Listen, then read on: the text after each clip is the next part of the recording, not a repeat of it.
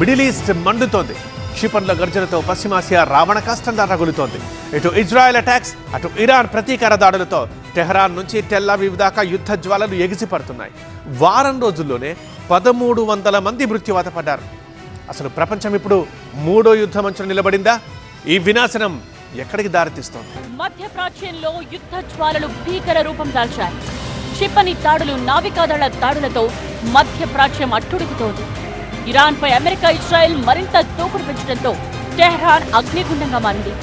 Iran ఆర్థిక వ్యవస్థకు జీవనాడి చమురు డిపోలపై వైమానిక దాడులు చేసింది ఇజ్రాయెల్.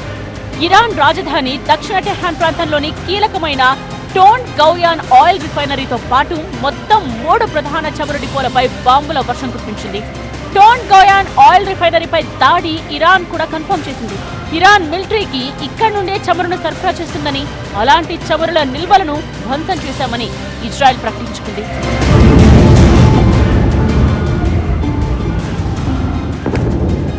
ఇరాన్ సైతం వెనక్కి తగ్గకుండా ఇజ్రాయెల్తో పాటు గల్ఫ్ దేశాల్లోని అమెరికా సైనిక స్థావరాలపై దాడులు కొనసాగిస్తోంది. బహ్రెయిన్ అమెరికా నావికా దళానికి చెందిన 5వ ఫ్లీట్ ప్రధాన కార్యాలయంపై క్షిపణులు, డ్రోన్లతో విరుచుకుపడింది. ఈ దాడిలో అమెరికా సైనికులు మృతి చెందినట్టు తెలుస్తోంది. మరోవైపు ఇరాన్ మరోసారి తమపై క్షిపణులు, డ్రోన్లను ప్రయోగించినట్టు కువైట్ రక్షణ మంత్రిత్వ శాఖ వెల్లడించింది. ఈ దాడుల్లో పలువురు ప్రజలు తీవ్రంగా గాయపడగా అనేక భవనాలు దెబ్బతిన్నాయి. డ్రోన్ల శకలాలు పట్టడంతో నగరంలోని సోషల్ సెక్యూరిటీ టవర్ కు మంటలు అంటుకున్నట్టు వెల్లడించింది. దాడులు కొనసాగుతున్నందున సురక్షితమైన ప్రదేశాల్లో తలదాచుకోవాలని కువైట్ సైన్యం ప్రజలకు సూచించింది. యుద్ధ జ్వాలలు ఎగిసిపడుతున్న సమయంలో దేశాల నేతల వ్యాఖ్యలు సెగలు పుట్టిస్తున్నాయి.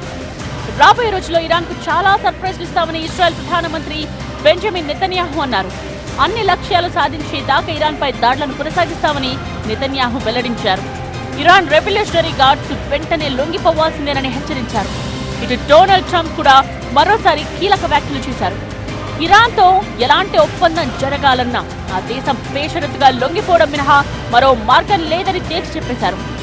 ఈ హెచ్చరికలపై Iran security chief Ali Larijani అంతే ధీటుగా స్పందించారు. ఖమేనీ మృతికి ప్రతీకారం తీర్చుకునే వరకు ఇరాన్ విశ్రమించదని, ట్రంప్ తన చర్యలకు తగిన మూల్యం చెల్లించుకోక తప్పదని స్ట్రాంగ్ వార్నింగ్ ఇచ్చారు. ఈ యుద్ధంలో ఇప్పటికే 1000 మందికి పైగా ఇరానియన్లు ప్రాణాలు కోల్పోయారని ఆవేదన వ్యక్తం చేస్తూనే ఈ పోరాటం అంత త్వరగా ముగియదని, శత్రువులను వదిలే ప్రసక్తే లేదని లారిజానీ స్పష్టం చేశారు.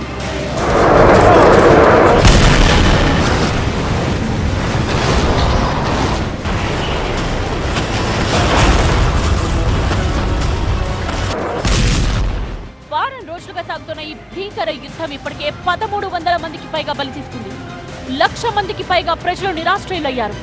మధ్యప్రాచ్యంలో నెలకొన్న ఈ ఉద్రిక్తతలు ప్రపంచ దేశాల వెన్నులో వణుకు పుట్టిస్తున్నాయి.